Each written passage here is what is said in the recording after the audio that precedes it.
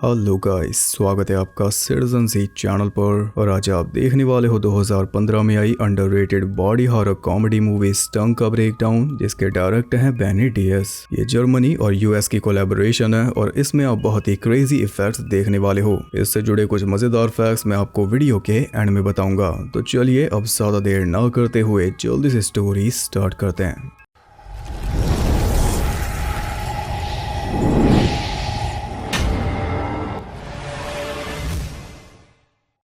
Movie के start में हम देखते हैं कि एक मधुमक्खी आराम से उड़ रही थी, तभी एक वास्प आती है और उसे नीचे गिराकर उसे डंग मार देती है। इसके बाद हम देखते हैं जूलिया को, जो कि एक केटरिंग कंपनी चलाती है और फिलहाल अपनी वैन में ये जा रही है एक गार्डन पार्टी को सेटअप करने। वैन को ड्राइव कर रहा है इसका वेटर पॉल। असल में ये कंपनी इसके डैड की थी, पर अब वो नहीं रहे तो सारी जिम्मेदारी जूलिया के ऊपर आ गई और ये इस काम के बारे में ज्यादा कुछ नहीं जानती, तो इसकी हेल्प कर सकता है सिर्फ पॉल। वो दोनों पर्च एस्टेट पहुंचे जहां पर ये पार्टी होगी और जाते ही जूलिया ने पॉल का फोन जमा कर लिया ताकि ये टाइम पास ना करे। उनका वेलकम करती है वहां की मेड फ्लोरा। म्यूजिशियन लैरी भी पहले से पहुंचा हुआ था और पॉल के साथ उसकी दोस्ती भी हो गई।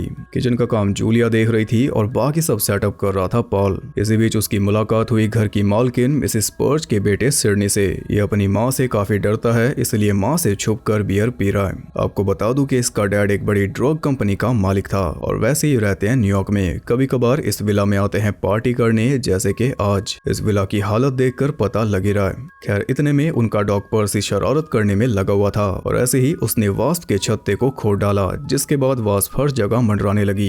एक वास्प की वजह से पॉल गिर पड़ा और उसे चोट भी लग गई, साथ ही उसकी पैंट भी फट गई। तो वो वापस वैन में गया थोड़ी फर्स्ट एड लेने और पैंट को चेंज करने। पैंट बदलने के बाद वो पहुंच गया वहां के पर्सनल गार्डन में, जहां पर पर्सी भी था और साथ में मिसेस पर्च भी। फिर गेस्ट भी आने लगे और ऐसे ही रात होते ही पार्टी स्टार्ट हो गई। पार्टी में सारे बड़े बड़े लोग आए थे, जैसे कि टाउन का मेयर करथर्स। सब कुछ सही जा रहा था, पॉल का भी काम बनी रहा था, पर इसी बीच जूलिया ने वास्प के छत्ते पर पैर रखकर उसे डिस्टर्ब कर दिया, जिसके बाद और ज्यादा वास्प बाहर आने लगी। एक आधी तो पॉल ने कुचल भी दी, लेकिन इससे मामला रुका नहीं। एक सिडनी के ऊपर जाकर बैठ गई तो सिडनी के हाथों मारी गई, लेकिन एक गेस्ट का काफी बुरा हाल हो चुका था क्योंकि वास्प ने उसे डंग मार दिया। सभी लोग उसके आसपास जमा हो गए और तभी सारी वास्प छत्ते से बाहर आने लगी। पूरी पार्टी में कियोस फैल चुका था क्योंकि वास्प बस एक ही काम कर रही थी और वो था डंग मारना। जो उन्हें पहले मार दे वो तो बच जाए, पर जो ना मार पाए फिर उसका बुरा हाल होगा। अपने डंग से वो गेस्ट के अंदर अंडा दे रही थी, जिसके चलते कुछ ही देर में उन गेस्ट के अंदर से निकलता बच्चा।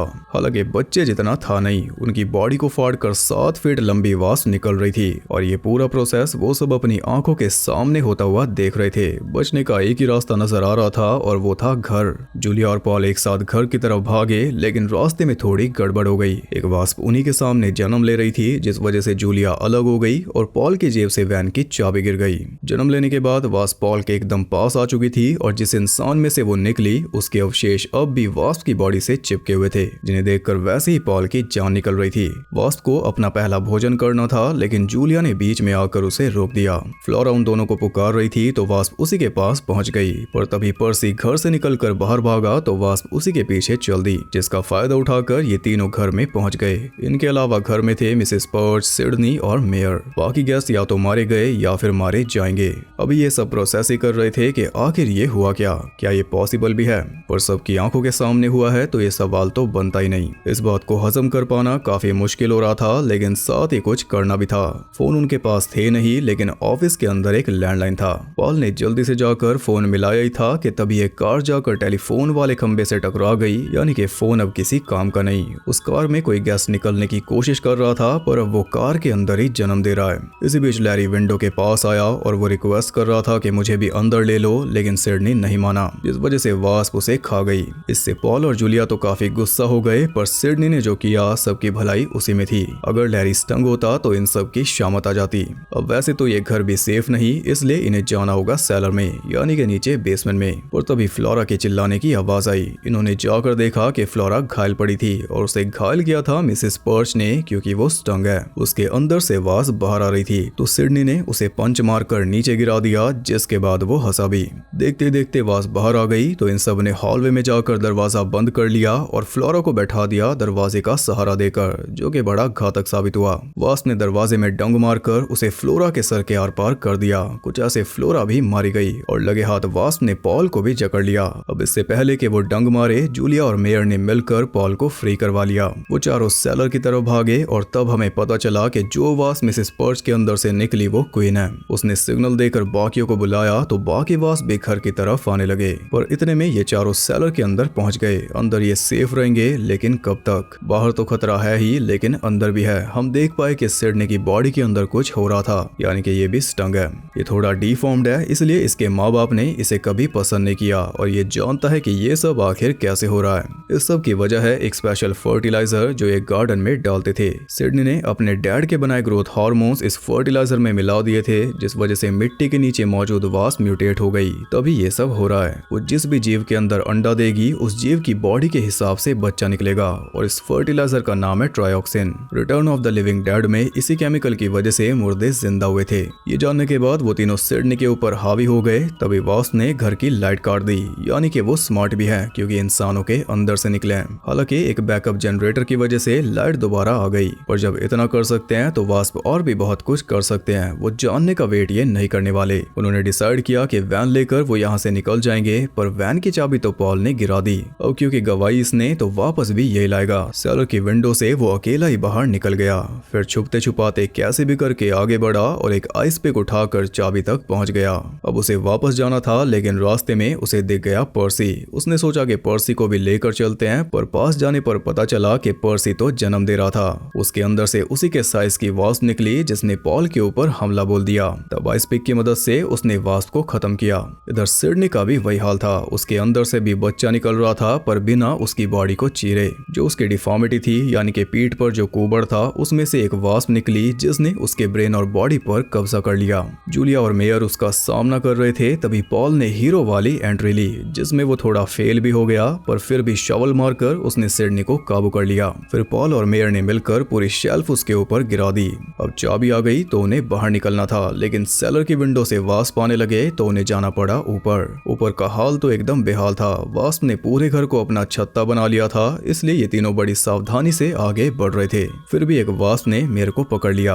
ये दोनों उसे बचा रहे थे, लेकिन बचने की संभावना थी नहीं। वास्प उसे फाड़ कर खा रही थी, तो यहाँ पर मेयर ने खुद ही अपनी जान गंवा दी ताकि ये दोनों बचकर निकल सके। एक वास्प इनके पीछे भी लग चुकी थी, पर किसी तरह ये दोनों बचकर एक रूम में पहुंच गए, लेकिन ज्यादा देर तक नहीं बच सकते, ये उन्हें पता था। टेबल के नीचे छुपकर वो दोनों मन की बातें करने लगे, जिस बीच दोनों किस भी करने वाले थे, पर तभी वास्प अंदर आ गई, तो उन दोनों ने वास्प को टेबल के नीचे दबाकर मार डाला। यहाँ भी किस करने का मौका बना, लेकिन बीच में ही एक और वास्प आ गई, इसलिए दोनों को भागकर घर से बाहर निकलना पड़ा। अब उन्हें वैन तक जाना था, लेकिन ऊपर बैठी थी क्वीन। पॉल के कंधे में डंग घुसाकर वो उसे उठाकर अपने साथ ले जा रही थी, पर जूलिया ने मार मार कर उसका डंग ही तोड़ दिया। तब क्वीन ने लात मारकर जूलिया को बेहोश किया, फिर पॉल को अपने साथ ले गई। जूलिया के पास भाग जाने का ऑप्शन था, लेकिन पॉल की चीखों ने उसे जाने नहीं दिया। घर के अंदर सिडनी उसे टॉर्चर कर रहा था। उसने वो डंग खींचकर पॉल के कंधे में से बाहर निकाल दिया। इतने में क्वीन भी अपने काम में लगी हुई थी। उसने एक लार्वा को जन्म दिया जिसे सिडनी पॉल के अंदर डाल रहा था। तभी जूलिया आई और एक इलेक्ट्रिक सॉ से चीरकर उसने सिडनी का सिडनी और वास्प का वास्प कर दिया। क्वीन को भी पीछे करके रखा ताकि पॉल फ्री हो पाए। फिर पॉल फ्री हुआ और उसके लार्वा को उठाकर वो पीछे हटने लगे।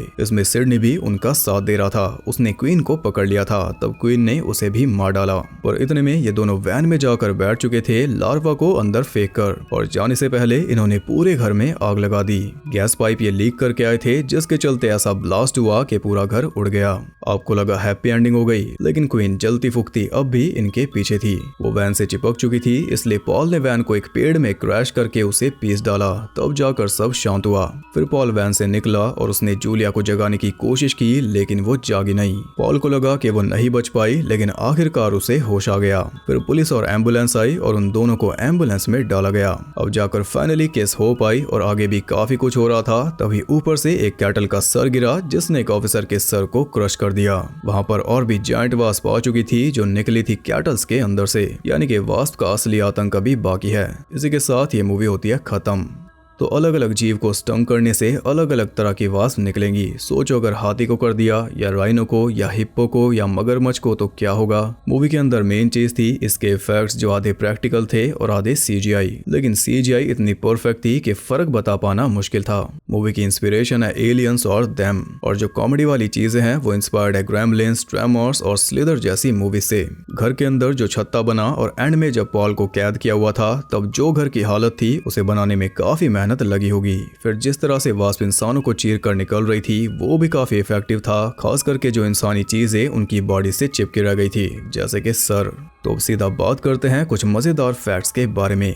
जो वास्प मूवी के अंदर दिखाई गई वो बेस्ड है टैरेंटुला वास्प के ऊपर, जो कि टैरेंटुलास के अंदर अपने अंडे देती है। बजट इसका था $2.5 मिलियन और कमाई इसने $71,000। जो ओपनिंग सीन था पॉल और जूलिया का वैन में जाने वाला वो स्क्रिप्ट के अंदर था ही नहीं, उसके बिना ही ये मूवी शूट हुई थी। फिर बाद में उस सीन को डाला गया तो दोनों एक्टर्स को वापस जर्मनी जाना पड़ा उसे शूट करने। इसके राइटर हैं एडम एरस्टी और उन्हें यह आइडिया तब आया था जब वो खुद एक केटरर का काम कर रहे थे। एक पार्टी में कई सारी वास्प ने हमला बोल दिया था, बस उसे देखकर एडम ने स्टोरी लिख दी।